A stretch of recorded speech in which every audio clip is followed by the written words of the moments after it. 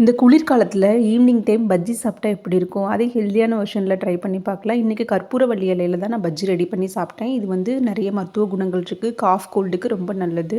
இலையை நம்ம ஃப்ரெஷ்ஷாக எடுத்துகிட்டு வாஷ் பண்ணி வச்சுக்கோங்க. இப்போ இதுக்கான பஜ்ஜி மாவு ரெடி பண்ணலாம். 1 கப்பு கடலை மாவு எடுத்துக்கோங்க. அதுக்கு 1 டேபிள் ஸ்பூன் வந்து பச்சரிசி மாவு, 3/4 ஸ்பூன் மிளகாய்த்தூள், அதுக்கப்புறம் 1/2 ஸ்பூன் மிளகுத்தூள், சீரகத்தூள் எடுத்துக்கோங்க. 1/2 ஸ்பூன் இஞ்சி பூண்டு பேஸ்ட்டையும் எடுத்துகிட்டு ஒரு 1/4 ஸ்பூன் கரம் மசாலா பவுடர், அதுக்கப்புறம் தேவைக்கான உப்பையும் இது கூட சேர்த்து நல்லா மிக்ஸ் பண்ணி விட்டுருங்க. அதுக்கப்புறம் கடைசியில் கொஞ்சம் ஓமம் போட்டு, நீங்கள் ஓமம் வேண்டாம்னா போட தேவையில்லை. இது எல்லாத்தையும் நல்லா மிக்ஸ் பண்ணிவிட்டு இது கூட தண்ணி சேர்த்து நல்லா மிக்ஸ் பண்ணிவிட்டு பஜ்ஜி மாவு கன்சிஸ்டன்சிக்கு மாவை ரெடி பண்ணி வச்சுக்கலாம். இப்போ நம்ம கட் பண்ணி வச்சுருக்க இலையில வந்து நல்லா மஞ்சள் போட்டு வாஷ் பண்ணி வச்சுட்டு ஒவ்வொரு இலையை இந்த மாவுக்குள்ளே டிப் பண்ணி எடுத்துட்டு ஒரு கடாயில் வந்து எண்ணெய் சூடானதுக்கப்புறம் நீங்கள் ஒவ்வொரு பீஸாக போட்டு எடுத்து 3 நிமிஷத்தில் உங்களுக்கு பஜ்ஜி நல்லாவே ரெடி ஆகிடும். இந்த குளிர்காலத்தில் வந்து டெய்லி ஒரு கற்பூரவள்ளி இலையை வந்து நீங்கள் வெறுமனே வாயில் மென்று கூட சாப்பிட்லாம். உடம்புக்கு ரொம்ப நல்லது.